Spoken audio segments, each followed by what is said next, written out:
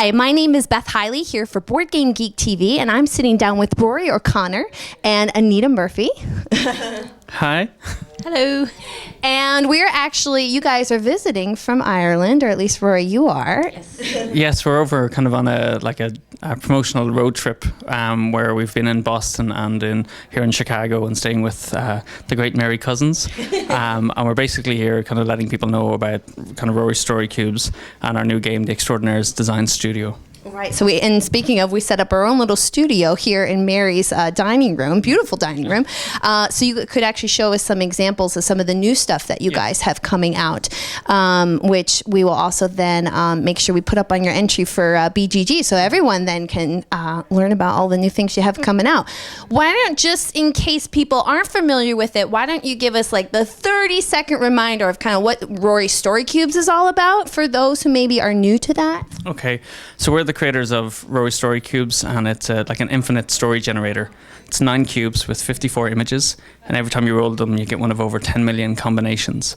And the challenge is to make a story that starts with once upon a time and somehow links together all 9 face-up images.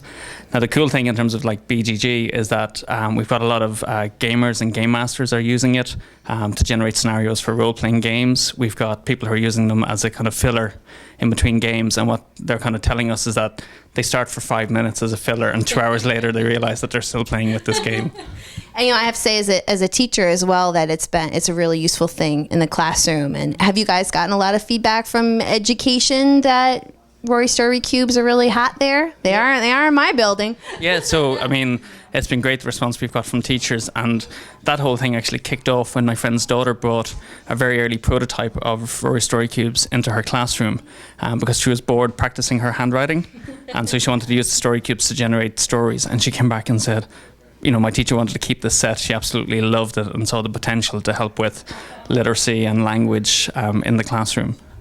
And I feel like it's worth noting, too, just because I'm a big sucker for good packaging. At least the latest print that's here in the U.S. is in this cool little book kind of thing that opens up that just, you know, has magnets on the side and delights me. So we like our packaging. Yeah. And that kind of came from feedback we got way back at the beginning from a lot of adults who were saying they carry the game around in their bag. So we always ensured that the packaging had to stay really small and compact and beautiful so that you'd always want to carry it around with you. Yeah, I actually was driving by in the street and I saw the color scheme on your shirt and said, that must be Rory. Yes. So yeah, the brand plays a big part now in Rory Story Cubes. Well, you guys have brought your newest addition to the Rory Story Cubes family. So why don't we give me sort of the 5-minute overview of what we got in front of me here. So we've got 2 things which we'll talk about. First is the new mix range, which is launching in Europe right now. And so for anyone going to Essen, this is going to be the thing they need to be kind of looking out for. And then this is the point in the interview where everyone who is in America who's not going to Essen goes, oh, well, that's why I'm kind of doing it on purpose, you know, to tease everybody. And then the next game that we'll talk about is the Extraordinaires Design Studio, and that's launching in the US and available exclusively through Marbles, the Brain Store. So the guys have been great in terms of supporting us with this new game. We'll talk about that after. Yeah. So yeah. So what do these little guys add to it? With the mix range of Rory Story Cubes, we found that, you know, people were telling us, you know, oh, would you make a set that's like about Romans or it's science fiction? And I'm the one who designs all the icons for it. And I thought, you know, there's so many possible ideas, but I don't have the hours in the day to design every set.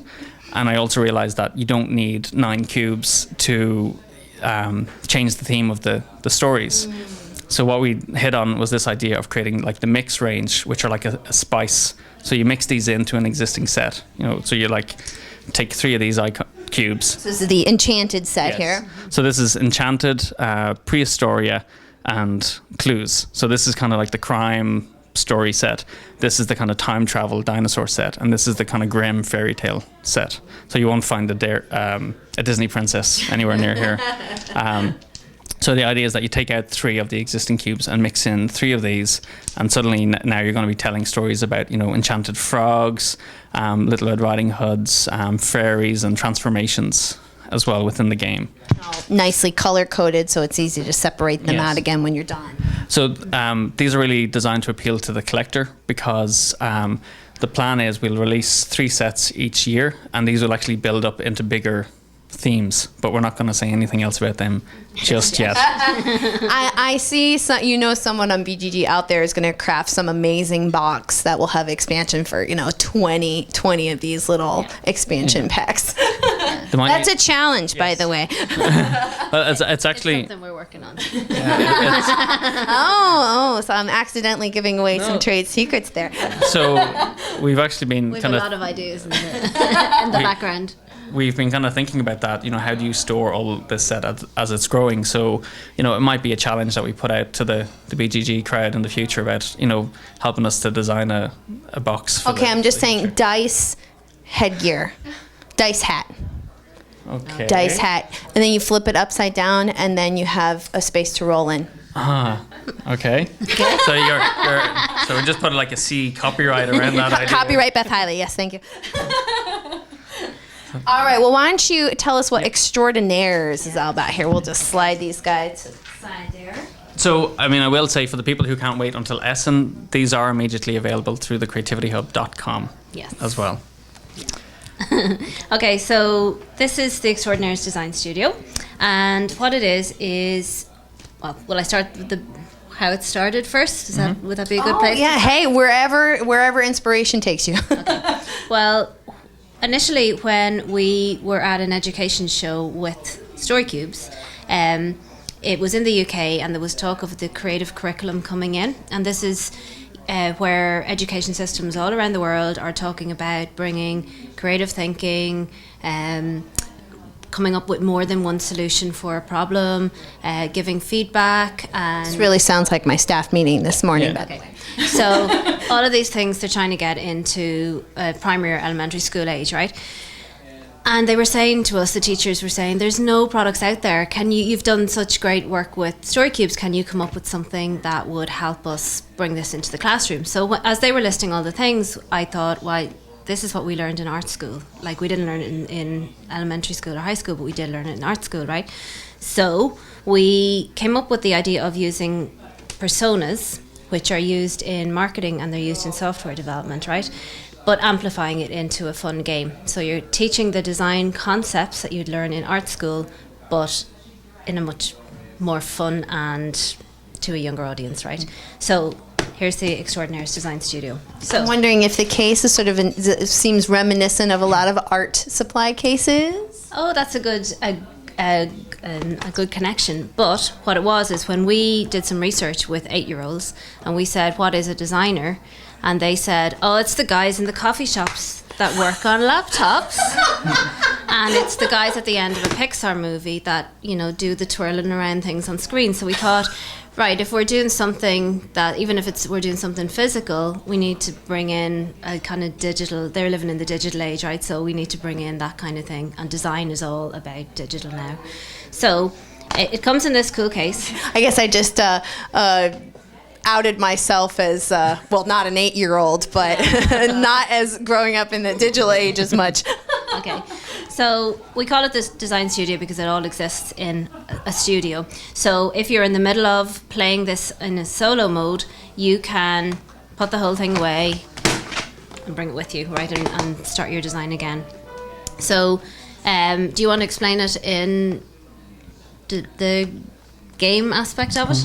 Okay, so this is essentially like a kind of like Story Cubes. It's a non-competitive game. It can be played by one person or it can be played by a whole group of people, and we call it like single player mode and multiplayer mode. So I'll quickly explain the single player mode and then explain how the multiplayer mode works as well. So in this game, you're a product designer and your clients are the Extraordinaires, and these are 15 characters with extraordinary needs. And that might be extraordinary needs based on their physical appearance, like a fairy. It might be because of the job they have, like a ninja, or it might be the environment in which they live, like a spaceman. Okay, so they're coming to you and they're asking you to design something. So the way you would play it is like you'd shuffle the cards and deal out like 3 characters. So in this case, we've got a circus acrobat, a tribal child, and a superhero. and then they're asking you to invent something for them. So we've got 15 object cards. So overall, there's 255 possible combinations that you can get. But like the story cubes, it's never the same game twice. So the circus acrobat is asking you to invent like a form of protection. So the tribal child is asking you to invent a communications device. That's an interesting one. And then the superhero is asking you to develop a drinks carrier. Okay. So then you have a look. I'm going to get these cards out of here. I'll explain these in a bit. So you decide which job it is you're going to take on. So I'm not going to make you do it right now, but if you tell me which job... I do have a job of holding the microphone right now. So. Okay. So if you tell me which job you would take on. I would really like to see what a drink carrier would be for a Okay. superhero. Okay. So you can pack these back away into your case. Because again, like Anita was saying, it was important for us that everything fit back in, because as a child, I used to spend hours like drawing and doodling, and my parents would say, Rory, would you ever tidy off the table for dinner? And you'd be in the middle of something. Well, and also it adds a travel aspect to it Yes. too. So with each character has two sides to it. So this is like the archetypal view of our hero. And you'll see we've kind of played with archetypes. So instead of a male superhero, we've got a female giant, and we've got a male merman as well. Yeah. Just for a little bit of difference. So when you look on the other side, it tells you a bit more about the character. So you see an alternative view of her like working in her secret base, some of the materials that she's used to working with, and also each character has some surprising element. So in this case, she actually works as a web designer by day. By day, yes. So when you're designing your drinks carrier, you might want to think, is it when she's kind of on the job? Is it when she's kind of working in her lab? Or is on it, the other job. Yeah, when she's on the other job. Or could it be a combination of both? Yeah. See? So then you can Load up your studio. get your pad. And for most people, they're kind of ready to go right now. They start sketching out their idea onto the pad. And we really emphasize like doodling your idea, because we're trying to separate the notion between design and art. Design is about ideas, and that can be it's doodles, it can be kind of writing, it can even be just like verbal explanation. Also helps takes the pressure off of those who say, well, I can't draw. But you know, us grown up sometimes need a little bit of help to get going, and we all know like a good designer asks lots of questions. So this is kind of the real heart of the game, which is the think cards, and they're broken into 3 categories of like research, then kind of design, and improve. And most games punish you, you know, by seeking help. So in this, we encourage it. So you just draw the questions and answer them as you play with it. So in this case, we do some research. Oh, okay, so more than meets the eye. What is different about the Extraordinaires' appearance, and what idea does this give you? Okay, so what you had sort of said verbally to me a moment ago, this might just be a little nudge in the right direction. Yeah. So you can just kind of, you know, tick off that you've answered this in the box, and note down your ideas, and do as much research as you need to get going. And it's really funny to watch people who say, oh, you know, I can't think of anything, I've no ideas. And slowly this nebulous idea comes together as they answer these questions. So the design deck is all about giving you inspiration for about the materials, the functionality, where it's going to be stored. All right, so break it apart. Explain how your design will operate. What does it look like on the inside? And then when you're nearly done, you want to improve your design. Can you change the materials or colors to make your design more useful? So I can see how you can not only just sketch something out, but have a few notes. Like, you know, if let's say her superpower was she could go invisible. Yeah, would you want it to change color then? We have a chameleon cup carrier. So, and a great example was we were playing this with a teenage boy in Boston last week, and he had invented a music player for a wizard. And he had basically test tubes, and as he stirred the test tubes, they would play different tunes. And one of the questions in Improve say, what would happen if you made it 10 times bigger? And he said, well, if I made it 10 times bigger, And he just went. oh, he could like do it for more people, and he could perform on stage, and he could do magical light shows. So suddenly we had this wizard who's out performing like, you know, large scale orchestral pieces with, you know, magic shows. Yeah. And it was just such a brilliant concept to come from, you know, 5 or 10 minutes of playing with this kind of game. And I mean, we call it a game, But we also see it's like an activity that you can lose yourself in for kind of hours of playing with it. Now this is my first time experiencing this as well. Is there any, and this might exist, so I'm asking from ignorance, is there a plan that participants, particularly kids, have some sort of forum where they can share this, where they could submit ideas online perhaps? Yes, we have an iPhone app. So, and we are developing an Android one at the moment. So when you're finished, we always encourage you to present your idea, right? Because when you're designing, you always have to tell someone about it. So you say you have to give it a fancy title with a TM on it, and you have to pitch your idea. So you can either pitch it to a parent or friend in the group game, which we'll explain in a minute. You do that naturally. But if you're on your own, we have an iPhone app, which you can download at the App Store.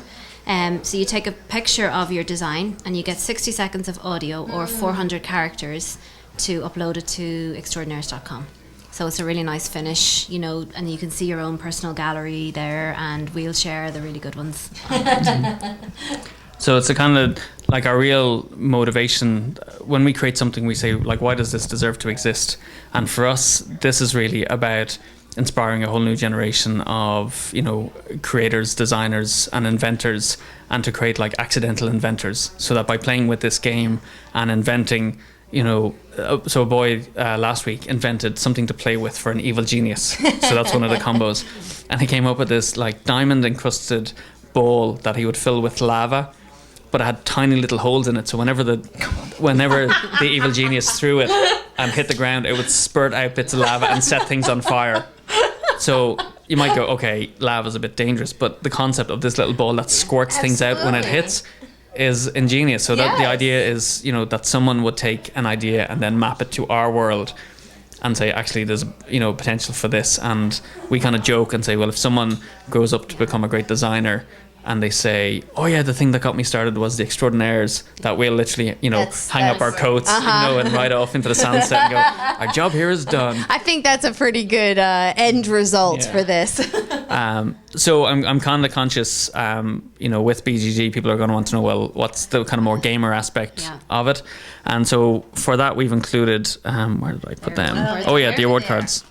So in the kind of what we call the multiplayer mode, you deal out one job to each player. Plus one.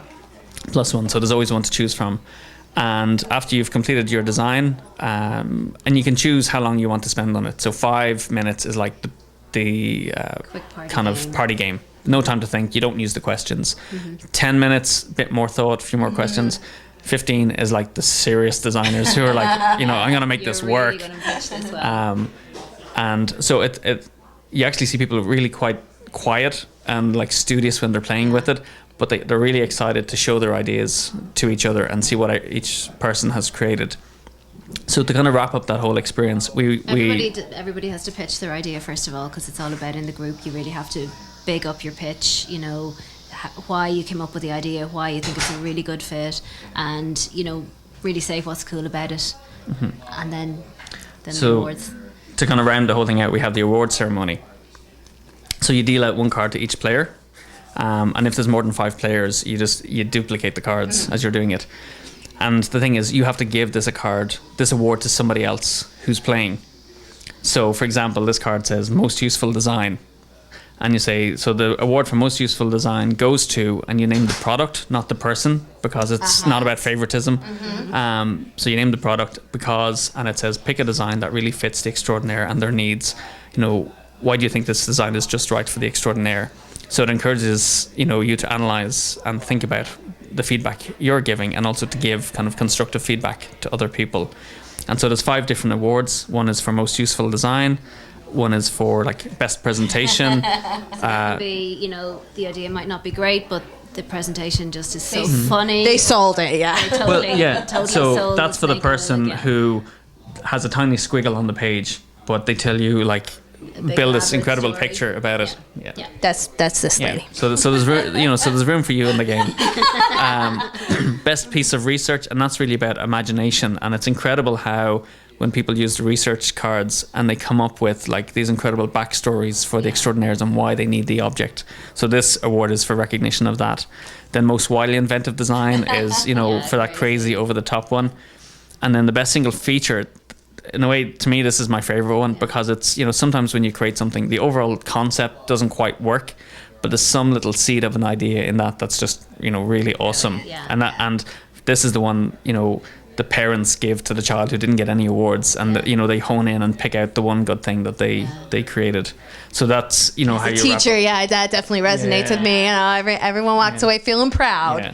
Yeah. So if you want to get really competitive, then you play multiple rounds, and the challenge is to win as many of the awards, but you can't win the same one. It doesn't count. Oh, it forces you to be diversify. Mm-hmm. So you can't just be the best at presenting. You also need to then practice your research and or vice versa. Bring out your presentation skills more.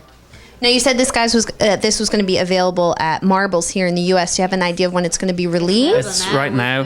So right now being later August. Yes. So that's why we're here in the States right now. Is we're touring around the Marble stores and demonstrating the game and introducing it to people. And it's been great when we'd play the game with kids, and then we'd watch as they explain the game to their parents, and they totally nail it. And it's like, right, we've kind of created something that they want to play with. Really, now it's about getting the word out and letting people know about it. Well, Rory and Anita, thank you so much for giving me a few minutes of your time. And I know what's kind of a whirlwind tour for you, and showing us. Maybe you can just flip that up again so everyone can see that this is Extraordinaires Design Studio.